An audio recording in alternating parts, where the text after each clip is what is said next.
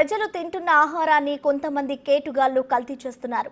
కల్తీ చేసిన ఆహారం తిన్న ప్రజలు రోగాల బారిన పడి ఆసుపత్రుల పాలవుతుంటే అక్రమార్కులు మాత్రం కోటీశ్వరులవుతున్నారు. కల్తీ ఫుడ్ అమ్ముతున్న రెస్టారెంట్లపై ఫుడ్ సేఫ్టీ అధికారులు ముమ్మరంగా తనిఖీలు చేసి కల్తీగాళ్లను కటకటాల పాలు చేస్తున్నారు. హైదరాబాద్ మాదాపూర్లోని క్షత్రియ ఫుడ్స్ రెస్టారెంట్లో ఫుడ్ సేఫ్టీ అధికారులు తనిఖీలు చేపట్టారు.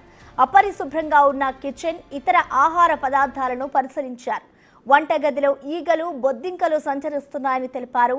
ఆహార పదార్థాలపై కృత్రిమ రంగులు వేసినట్లుగా ఫుడ్ సేఫ్టీ అధికారులు గుర్తించారు.